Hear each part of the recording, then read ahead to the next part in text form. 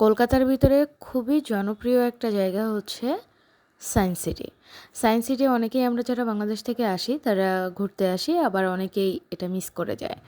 আজকে আমার ভিডিও শুধুমাত্র বাংলাদেশ থেকে যারা আসছেন কলকাতাতে তারা এই জায়গাটা একবার হলেও ঘুরে যাবেন।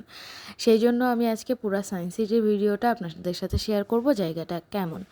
সায়েন্স সিটি লেক টাউনের এদিকে, তো এটা খুবই ভালো একটা জায়গা। এখান থেকে সায়েন্স সিটি আসলে আপনি ইকো পার্ক এই সাইডটা যদি আসেন তাহলে আপনি সব কিছু একসাথে ঘুরে যেতে পারবেন।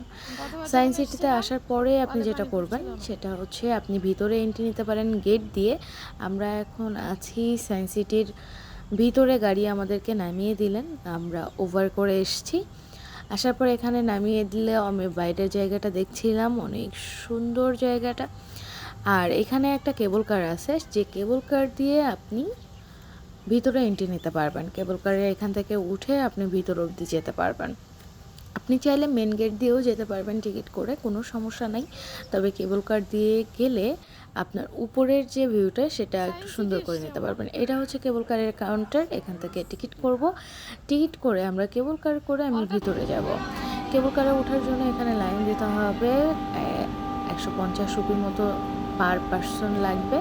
তো এখানে আসার পরে ফ্যামিলি মেম্বার কয়জন আছেন সেটা দেখে ওনারা এক একটাই বসাবে, 3টা করে এখানে কেবল কারের অপশান থাকে, 3টা যায় 3টা আসে, এরকম সিস্টেম।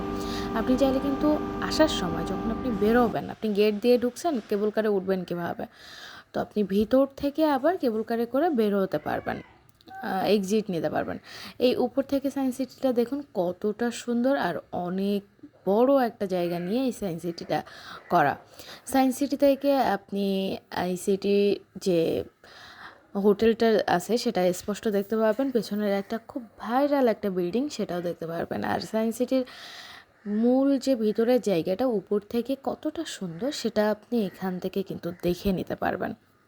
চলেন আমার ভিডিওতেই আপনাকে একটু দেখাই কেবল কারের উপর থেকে ভিতরটা কত সুন্দর। আপনি কিন্তু নিচে গেলে ঠিক এতটা ফিল করতে পারবেন না, নিচ দিয়ে যখন যাবেন বা উপরে না উঠে অনলি নিচ থেকে আপনি ঘুরে আসবেন, তাইলে কিন্তু আপনি এটা অতখানি আপনি ফিল করতে পারবেন না যে এটা কতটা সুন্দর।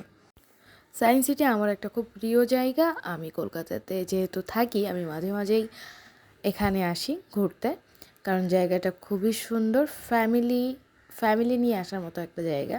তো আমি এখানে আমার হাজব্যান্ড তিশামণি সবাইকে নিয়ে এসেছিলাম। আমি নিচের ভিউটা দেখার চেষ্টা করতেছিলাম। এই ভিউটা আর পেছনের বিল্ডিংটা দুইটাই আমার খুব পছন্দ। দেন আমি এটা সবসময় আসি আর এটা খুব সুন্দর করে দেখার চেষ্টা করি। আজকে আপনাদের সাথে একটু শেয়ার করব জায়গাটা। নিচে এই যে গোলক ধাঁধার মতো যে জায়গাটা করা, এটা কিন্তু পুরোটাই গাছ দিয়ে করা নিচে। যখন আমি নিচের ভিডিও দিব তখন আপনারা বুঝতে পারবেন যে এটা উপর থেকে ঠিক যেমনটা দেখাচ্ছিল, নিচে কিন্তু পুরোটাই আলাদা, নিচে গাছ দিয়ে এটা সুন্দর করে করা। কিন্তু আপনি যখন নিচে যাবেন তখন কিন্তু এতটা সুন্দর এটা কিন্তু বুঝতে পারবেন না। পেছনের এই বিল্ডিংটা আমার খুবই পছন্দ। আমার অনেক ভিডিওতে দেখবেন আমি এই পেছনের বিল্ডিংটা, যখন আমি মুকুন্দপুরে যাই, নারায়ণা হসপিটালে যাই, তখন আমি এই বিল্ডিংটার ভিডিও করে আমার ফেসবুকে ছাড়ি। আমরা চলে আসলাম। আমরা ওখান থেকে আসার পরে আমরা এখন 3D একটা গ্লোবাল ফিচার দেখব। তো সেটা দেখার জন্য এখান থেকে আমাকে টিকিট করতে হবে যে আমি কোন প্রোগ্রামটা দেখতে চাই। আমি গ্যালাক্সি দেখব। তো তারপরে আমি ভিতরে আসলাম। ভিতরে এসে অনেক সেক্টর আছে সেগুলো দেখতেছিলাম ঘুরে ঘুরে। একটা গেম, অ্যাকুরিয়াম যেগুলো আছে সেগুলো দেখতেছিলাম। ওটা শেষ করে আমরা চলে আসলাম ভিতরে। ভিডিও করা নিষেধ, এই জন্য ভিডিও করে আপনাদেরকে দেখাতে পারিনি। আমরা ওখান থেকে চলে আসলাম আদি মানব জীবন কেমন ছিল সেটা দেখার জন্য। তো এটা দেখার পরে এখানে 2টা সেক্টর আছে, এখানেও কিন্তু টিকিট করতে হবে। আর অবশ্যই এইখানে এত ভিড় হয়, এই যে এখানে প্রাণী জগৎ সম্পর্কে একটা বাহনও করে ভিতরে নিয়ে সব ঘুরে ঘুরে দেখায়। তো আমরা এখানে 2 ঘন্টা যাবৎ লাইনে দাঁড়িয়ে তারপরে কিছুটা হইলেও স্বস্তি যে আমরা জায়গা পেয়েছি। এখান থেকে এই গাড়িটা করে আমাদেরকে ভিতরে প্রাণী জগৎ সম্পর্কে বলবে।